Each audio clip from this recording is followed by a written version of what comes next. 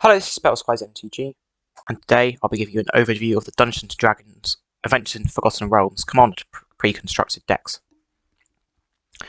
Today we'll be looking at deck value, how each deck plays, my top picks, and also the deck statistics.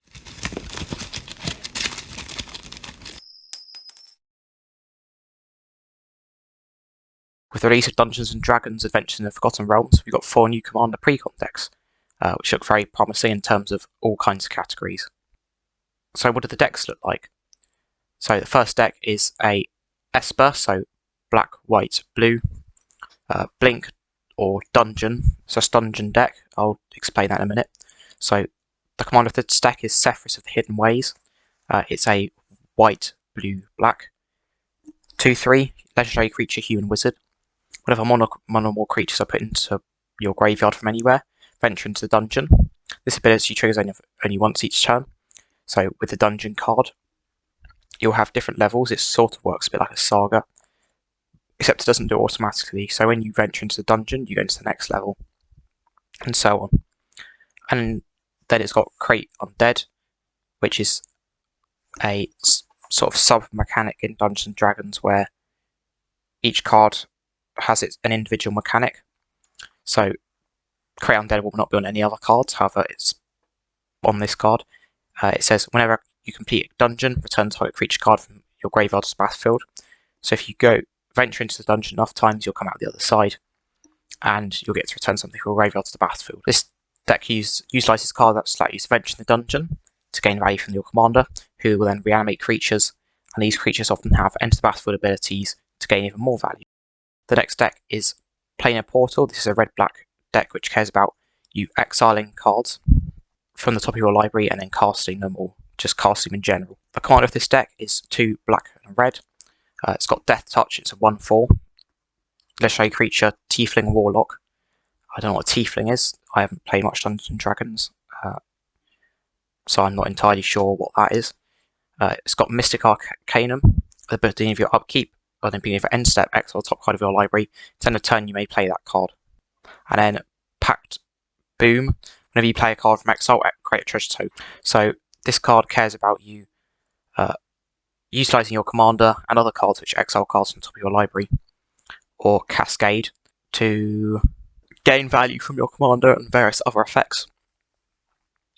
Another thing is Impulse Draw as well. That also works great with this commander. The next deck is a red and green, so Gruul.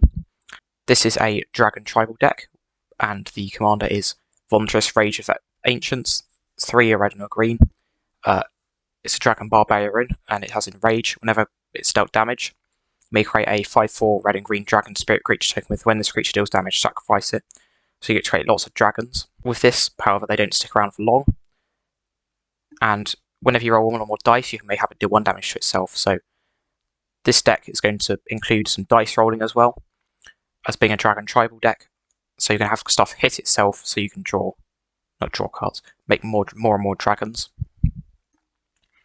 And on this description of this deck, I've said basically what the deck does: ramp dragons, more damage, and more dragons, because dragons are cool. The next deck is Aura of Courage. This is a Bant deck, so white, blue, green. The commander is Galia, Kindler of Hope. She is 1 green, white, blue. For a legendary creature, Elf Knight. She's got Vigilance. You may look at the top card of your library at any time, and you may cast Aura and Equipment spells from the top of your library. And when you cast an Equipment spell this way, it gains when this equipment enters the battlefield, attach to target creature you control. So no matter the equip cost, you can attach stuff to your creatures, and some of the cards in here definitely have high equip costs. This deck leverages the use of equipment and auras to make creatures bigger, and then with combat damage, whilst gaining value off stuff like SRAM, Pure Steel Paladin, and things like that. All of these decks, I feel, look pretty fun to play. The Rakdos one looks pretty interesting. I like Blink decks. I used to have a Rune deck, which I no longer have. However, I may make another one. I've played some Aurora decks. I have one at the moment, the new white and green one, Selesnya one. I often find those pretty fun because you can snowball. This deck doesn't look like you can do that so much, however, it still looks pretty fun. Of course, dragons are always going to be fun. when purchasing a commander deck, value is often one of the factors taken into account. All of these decks have very good value and are fairly similar to the Strixhaven commander decks. These decks retail around $30 to $40, which is slightly less than the C21 decks, making these a better buy for the same amount of reprint value. And on the topic of reprint value, what is the reprint value of these decks? So at number 1 we have Aura of Courage, which is $132.44 of reprint. The most expensive card is Utopia Sprawl, 1 green, and you can enchant a forest and then you choose a colour, and whenever you tap that forest you also get that colour.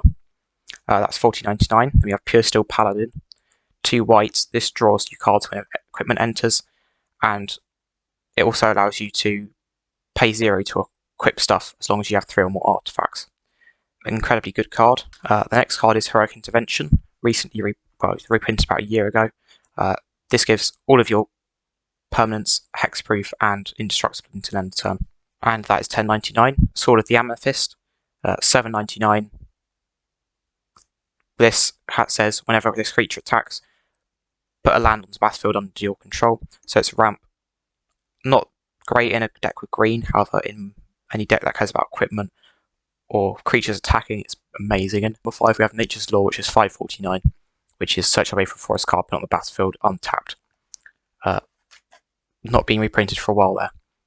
Hasn't been reprinted for a while there. So second deck is Draconic Rage, which has $119.31 of value. The most expensive card is Kindred Summons, which is $21.99. I'm expecting this card to plummet because it was in a C7 one of the C17 decks, and they had a warehouse fire, and they didn't print any more of them, so the cards there are going to be quite scarce. So there's going to be a flood of these onto the market, so it's very likely to reduce quite quickly. It says choose creature type, reveal cards on top of your library until you reveal X of those creature cards of the chosen type, where X is the number of creatures you control of that type, and then put those cards onto the battlefield. And then shuffle the rest of the revealed cards into your library. This is incredibly good because if we have, let's say, 4 or so dragons from our commander, we get to reveal 4 dragons off the top, put them on the battlefield. Incredibly good. Next one is Skyline Despot, $17.99. This is a dragon which gives you the monarch when it enters the battlefield, and if you upkeep it, keeps pumping out dragons if you are still the monarch. Then we have Riskar's Expertise. This card's been needing a reprint for a while. $7.49. You draw cards equal to the greatest number of power among creatures you control. Then you cast a creature of spell of CMC 5 or less without paying its mana cost. Very, very powerful card there. Then we have Terror of Mount Vadus, $6.49. This is a 7 mana dragon. Like all dragons, it's pretty expensive. When it enters battlefield, all creatures you control get double strike until end of turn. So this you can use to finish off the game pretty quickly. And then the 5th card is Dragon's Horde, which is $4.99, which is a ramp card. Whenever a dragon enters, it gets a gold counter, and you can tap it, remove a gold counter, and draw a card. The 3rd most valuable deck is Dungeons of Death. The most expensive card is Phantasmal Image. 2 mana when it enters, make a copy of a creature. When that creature comes to target with a spell or ability, you sacrifice it. So it's a pretty good card. 2 mana to copy a copy of any creature on the battlefield is amazingly powerful. However, it's very hard to protect this because you can't target it yourself. And it's just overall a very good card. However, something like a Terror Impersonator I think would be better in this deck. Lightning Greaves, $7.49. 2 mana, gives your a creature hexproof and haste, quick cost of 0. Not much there. Fellow Stone, $5.99. This card's to be needing a reprint for a while. It's 2 mana, adds a mana to your mana pool that a land and opponent controls could produce. And then at number 4 we have Propaganda. Creatures you control can't attack you unless their controller pays 2 for each creature they control that's attacking you. So a bit of a pillow fort card there. And we have Swords of Plowshares, which is $3.99. Exile target creature, controller, gains life equals that creature's power. 1 mana, always amazing piece of removal there. Deck which is worth the least is Planar Portal. The most expensive card is Disrupt Decorum. Each creature your components control gets goaded. So until your next turn, those creatures can't attack those creatures attack each combat available and attack a creature other than you if aimball. So it just creates a bit of chaos. That's 4 mana. Then we have Fellow Stone again, the Devil at $4.99. That says destroy target artifact, creature or planeswalker, flexible piece of removal there for 3 mana. Then we have Loyal Apprentice, $4.49. I believe being of combat, if you control a commander, you create a 1/1 Thopter, and that creature gains haste, so it just keeps pumping out tokens every turn. Then we have Vandal Blast, 1 mana, destroy target artifact you don't control, and it's got Overload, meaning it destroys all of them you don't control. Instead, it's often a blowout when you cast that. So overall, Dungeons of Death and Planar Portal are a bit lacking in reprints, however, the reprint value isn't entirely all bad. This set contains many reprints I've been needing reprints for a while, like Wayfarer's Bauble, Fellow Stone, and Sword of the Amethyst, and are all cards I've been reprinted multiple times. However, they are key commander ramp staples in non-green decks, and they currently demand a very high price tag, so these reprints are greatly appreciated. And overall, I'm pretty happy with the reprints in this set. As well as cards that have previously been printed, these decks come with a swath of new cards. Each deck contains 16 new cards that have never been seen before in Commander. A couple of the best decks include, one of the best new cards is Druid of Imperfection in the Draconic Rage deck, which is 4 mana. Each player chooses an artifact or enchantment you don't control, and then destroy those artifacts, so you get to basically just wipe out your opponent's artifacts and enchantments. They will never affect you with this card. Arcane Endeavour. This is 7 mana. Roll 2 d8s and choose 1 result. Draw cards equal to that result. Then you may cast an instant or sorcery spell with mana value less than or equal to the result from your hand without paying its mana cost. So on average, you'd be rolling a 4. So 7 mana to draw 4 cards and cast a card of CMC 3 or less isn't necessarily great. However, this card has a ceiling of casting an 8 CMC or less card from your hand and drawing 8 cards for 7 mana. So it's got a very low floor and a very high ceiling. You can play it if you want to feel a bit risky. However, you just have to make sure you have a way to... You definitely have a card to cast with this, so make sure your deck has enough instant or sorceries, because if you don't have an instant or sorcery, then this card is pretty awful.